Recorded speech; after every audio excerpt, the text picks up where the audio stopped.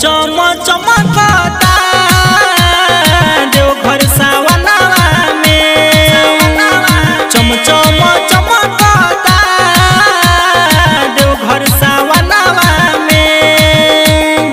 बरसे बदरिया खूबे झूमे कांवरिया बैजू नगरिया में, बैजू नगरिया में। चम चम चमकता देवघर सावनवा में, चम चम चमकता देवघर सावनवा में। बरसे बदरिया खूबे झूमे कांवरिया बैजू नगरिया में, बैजू नगरिया में। चम चम चमकता देवघर सावनवा में, देवघर सावनवा में, देवघर सावनवा में, सावनवा में, सावनवा में। बाबा के महिमा बहुते महान, पूजे आवेला सारा दुनिया जहान। बाबा के महिमा बहुते महान, पूजे आवेला सारा दुनिया जहान। लागेला लाइन बाड़ा खूबे बाबा दुवरिया बम शोभे डगरिया में।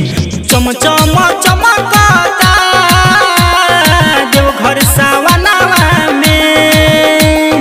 बरसे बदरिया खूबे झूमे कांवरिया बैजू नगरिया में, बैजू नगरिया में।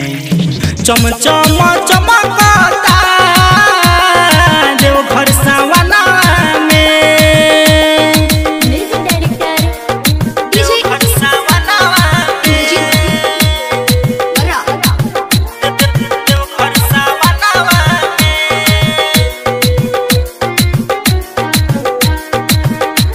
में, देवघर सावनवा में,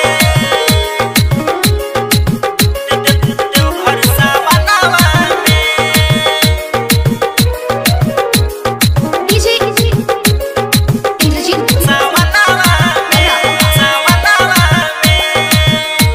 लेके अगरबत्ती जरावे हाथ में, राजन रामा शंकर बारे साथ में। लेके अगरबत्ती जरावे हाथ में, राजन रामा शंकर बारे साथ में। दीदार दीपेंद्र माथे बनले पगरिया गईले शिव के नगरिया में। चम चम चमकता देवघर सावनवा में। बरसे बदरिया खूबे झूमे कांवरिया बैजू नगरिया में, बैजू नगरिया में।